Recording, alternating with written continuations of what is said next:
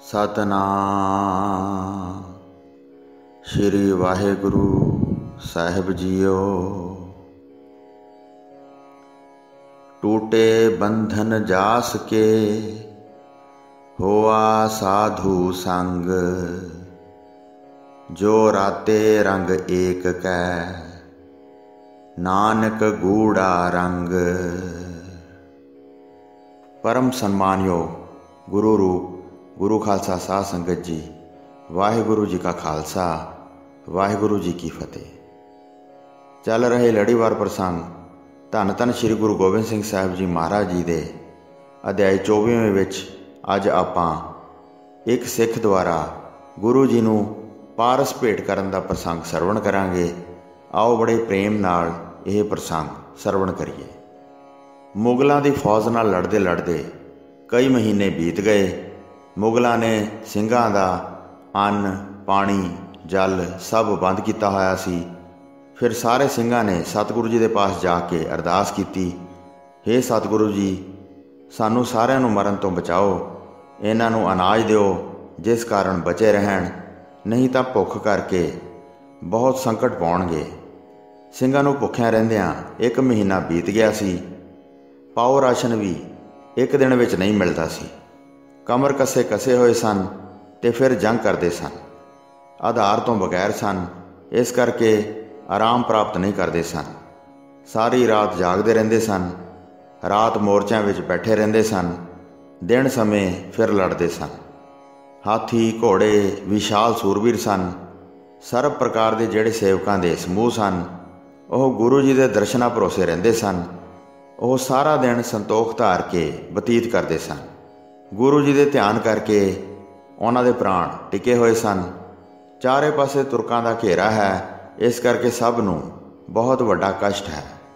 गुरु जी ने उन्हां नूं कष्ट दे के उन्हां दे हिरदे शुद्ध कीते सन। उन्हां ने उचित महासुख हिरदे विच धारण किया। फिर सतगुरु जी ने अपने ਸਿੰਘਾਂ नूं अनाज दिता, जिन्हां ਸਿੰਘਾਂ नूं उन्हां ने हर प्रकार परख लिया सी। भोजन पा के सारे तृप्त हो गए। फिर हाथियां घोड़ियां नूं भी चारा दिता। जिहड़े शहीद हो गए सन वह गुरु जी की पुरी विच जा वसे। जिहड़े जिउंदे सन वह कमर कसे करके लड़ते फिरदे सन। कई दिन बतीत करन तो बाद सुख पा के किसी देश तो संगत आई। घेरा वेख के वह रुके रहे, बहुत यतन करते रहे कि किसी प्रकार गुरु जी के मुख दे दर्शन हो सकन। मौका पा के किसी नूं धन दिता ते किले दे अंदर प्रवेश कर गए। सतगुरु जी के दर्शन करके सुख प्राप्त करते सन ते भांत भांत दीआं भेटां अर्पण करते सन। उन्हां विच एक सिख वड्डा गुणवान सी। वह अपने पास पारस छुपा के रखदा सी।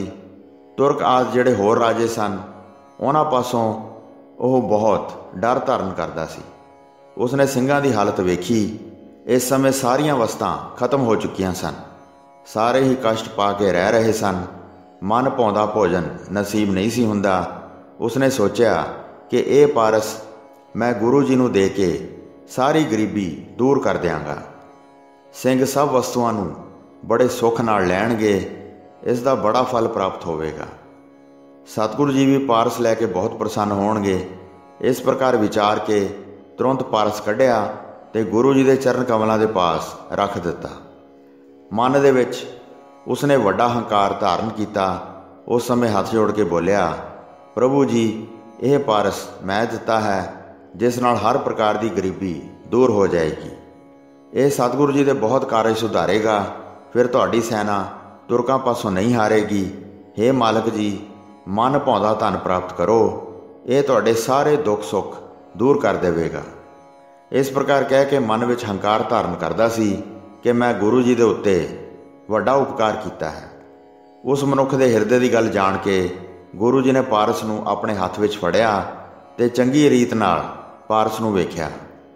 फिर उन्हां ने पारस नूं जल दे विच सुੱਟ दिता, जिथे खोजन नाल भी पारस लभ नहीं सी सकदा।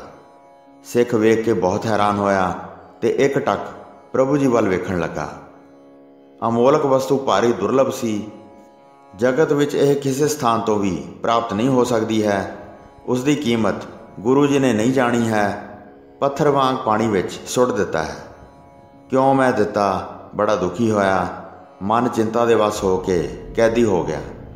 उसके दिल के संताप नूं दूर करने वास्ते प्रभु जी ने बचन उचारण किया, तेरा केड़ा धन गया है, तेरा चेहरा मुरझा के झूर रहा है। पत्थरी अर्पण करके प्रेम भावना धारण करो। असी निकम्मी वस्तु जान के सुट दिती है। हथ जोड़ के सिख कहन लगा, हे सतगुरु जी, इस नूं तुसीं पत्थरी ना जाणो। अजिही वस्तु इस धरती के किसी थां भी मौजूद नहीं। इस नूं गुणवान पारस जाणो। घोड़े, हाथी, सूरमे सारे ही बहुत भुखे वेखे हैं। वह तुरकां नाल घोर युद्ध करते हैं। मैं इस गरीबी के प्रसंग नूं जाणिया है। यह गुरु जी नूं धन पैदा करने वास्ते दिता है, ताकि सैना रख के वड्डा जंग मचाउण। सारा जगत तुहाडी आग्या अनुसार हो जाएगा। जिसनूं चाहो रखो, जिसनूं चाहो मार दिओ। आप जी ने हुण ऐसी किरत कीती है, पारस नूं एक पत्थर वांग सुट दिता है। यह सुन के गुरु जी ने ढिले जहे हो के कहा, असी उसनूं पारस नहीं समझिया।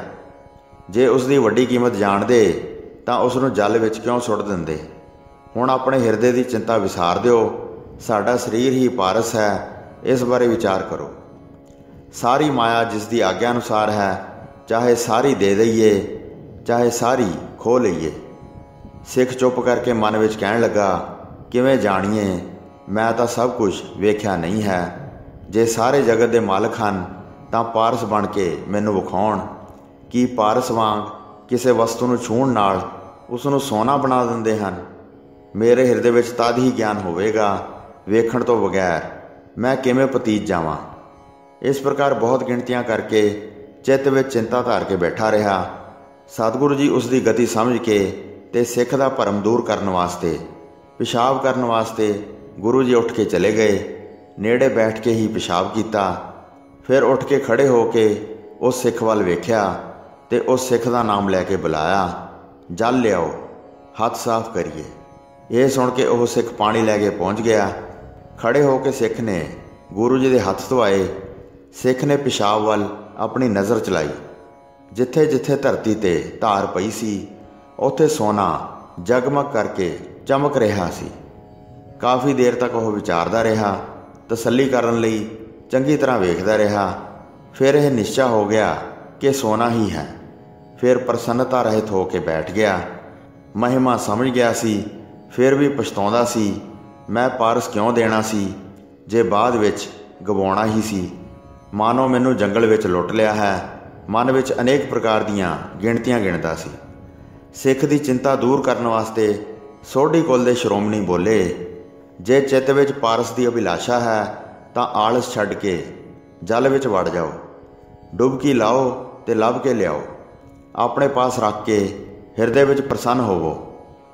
ये सुन के सिख लाज दा मारिया उठ नहीं सी सकदा, छड्ड भी नहीं सी सकदा। वड्डा कार्य समझदा सी। कुछ देर बाद गुरु जी ने बचन किया, पानी विच वड़ के पारस वेख लो। उठ ना सकिया तां फिर गुरु जी ने कहा। मसी मसी उठ के पानी विच वड़ना चाहुंदा सी। फिर उसने अखां, ਕੰਨ ਅਤੇ ਨਾਸਾਂ ਬੰਦ ਕਰ ਲਈਆਂ ਤੇ ਡੁਬਕੀ ਲਾ ਕੇ ਤਮਾਸ਼ਾ ਵੇਖਿਆ। ਪਾਰਸਾਂ ਦਾ ਉੱਥੇ ਢੇਰ ਪਿਆ ਸੀ, ਜਿਹੜੇ ਸਾਰੇ ਬਹੁਤ ਚਮਕ ਰਹੇ ਸਨ। ਰੰਗ ਬਰੰਗੀਆਂ ਜਿੱਥੇ ਬਹੁਤ ਮਣੀਆਂ ਪਈਆਂ ਸਨ, ਉਹਨਾਂ ਨੂੰ ਵੇਖ ਕੇ ਸਿੱਖ ਬਹੁਤ ਹੈਰਾਨ ਹੋਇਆ। ਹੀਰੇ ਬਹੁਤ ਉੱਜਲ ਸਨ ਤੇ ਗੋਲ ਗੋਲ ਮੋਤੀ ਪਏ ਸਨ, ਜਿਹੜੇ ਬਹੁਤ ਕੀਮਤੀ ਅਤੇ ਤੋਲ ਰਹਿਤ ਸਨ। ਐਸੇ ਅਜੀਬ ਜਵਾਹਰਾਤ ਨਾ ਕਿਤੇ ਸੁਣੇ ਅਤੇ ਵੇਖੇ ਸਨ, जिन्हां दी ज्योति ज़ाहरा तौर पर प्रगट हो रही सी। गुरु जी के पास 9 निध खजाना है।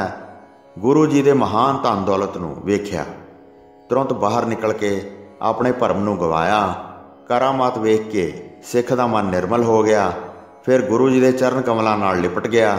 हे मालक जी, अपना दास समझ के मैनूं बख्श लो, बख्श लो। मैं अनजान हाँ, आप जी की महिमा नहीं जानी है। हुण जानी है जद आप जी ने कृपा की है। तुहाडा कुछ भेद नहीं समझा हाँ। आप जी ने कैसा चरित्र धारण किया है। करोड़ां कल्प वृक्ष अते धेन गऊआं, करोड़ां पारस तुहाडे चरनां दी धूड़ हन। मैं मूर्ख कुछ हंकार कर बैठा सी। हे प्रभु जी, मैं तुहाडे धन दौलत बारे जान नहीं सकिया। सारा जगत मंगता है ਤੇ ਤੁਸੀਂ ਦਾਤੇ ਹੋ। ਆਪ ਜੀ ਵੱਲੋਂ ਦਿੱਤਾ ਦਾਨ ਦੇਵਤੇ ਅਤੇ ਮਨੁੱਖ ਖਾਂਦੇ ਹਨ। ਪਾਰਸ ਧਾਤ ਨੂੰ ਜਿਹੜਾ ਛੂਹ ਜਾਂਦਾ ਹੈ ਉਹ ਸੋਨਾ ਰੂਪ ਹੋ ਜਾਂਦਾ ਹੈ। ਤੁਹਾਡਾ ਥੁੱਕ ਵੀ ਜੇ ਧਰਤੀ 'ਤੇ ਪੈਂਦਾ ਹੈ ਤਾਂ ਉਹ ਮਿੱਟੀ ਤੋਂ ਪਾਰਸ ਬਣ ਜਾਂਦਾ ਹੈ। ਜੇ ਚਾਹੋ ਤਾਂ ਆਪਣੇ ਦਾਸਾਂ ਨੂੰ 9 ਨਿੱਧਾਂ ਦੇ ਸਕਦੇ ਹੋ। ਇੰਦਰ ਪਾਸੋਂ ਸਭ ਕੁਝ ਖੋਹ ਕੇ ਗਰੀਬ ਬਣਾ ਸਕਦੇ ਹੋ। ਹੇ ਸੁੱਖਾਂ ਦੇ ਦਾਤਾ, ਤੁਸੀਂ ਸਰਬ ਕਲਾ ਸਮਰੱਥ ਹੋ। ਅੱਜ ਤੁਹਾਡਾ ਕੁਝ ਭੇਦ ਜਾਣਿਆ ਹੈ। ਇਹ ਸੁਣ ਕੇ ਫਿਰ ਕਲਗੀਧਰ ਪਾਤਸ਼ਾਹ ਨੇ ਸਮਝਾਇਆ, ਤੇਰੇ ਹਿਰਦੇ ਦੇ ਭਰਮ ਨੂੰ ਮਿਟਾਇਆ ਹੈ।